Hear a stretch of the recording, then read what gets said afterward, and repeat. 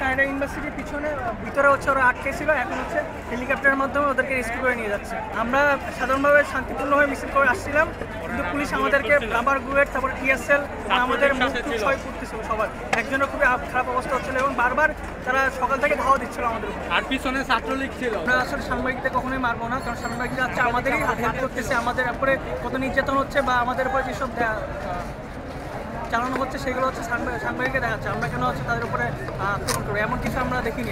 এইখানে নতুন বাজারে হচ্ছে হিউম্যান শিল্ডের মধ্যে দিয়ে সাংবাদিকদেরকে আমরা এদিকে আনছি, ওদেরকে আমরা প্রোটেকশন আনতে বলে দিয়েছি মাইক্রোফোনে, সাংবাদিক ভাইদেরকে কেউ হচ্ছে কোনো আঘাত করার দরকার নেই, ওদেরকে প্রোটেক্ট করে হিউম্যান শিল্ডের মধ্যে দিয়ে ওদেরকে নিয়ে আসছে। আমরা শান্তিপূর্ণ আন্দোলন করছিলাম, এর মধ্যেই পুলিশ বাহিনীরা হচ্ছে আমাদের উপর টিয়ার গ্যাস, তারপর সাউন্ড গুলি করতেছিল, রাবার গুলি, অনেকেই আহত হয়েছে। তো এর মধ্যে হচ্ছে কিছু পুলিশ আস্তে আস্তে সবাই হচ্ছে কানাডিয়ান ইউনিভার্সিটির ভিতরে ঢুকে যায়। এরপরে আমরা বাহির থেকে প্রোটেস্ট করার চেষ্টা করি।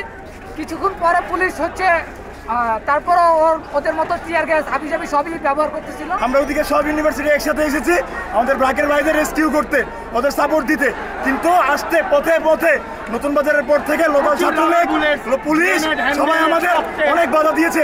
আমরা অনেক কিছু করে আস্তে আস্তে আমাদের 50 জনের উপরে ছাত্র, আইইউবি, এনএসইউ, এআইইউবি, ইউআইপিএস, ইউআইইউ সবাই অনেক ওই জায়গাতে যত হাসপাতাল আছে খোঁজ নিলে দেখতে পাবেন ভর্তি, প্রত্যেকটা ক্লিনিকে ভর্তি।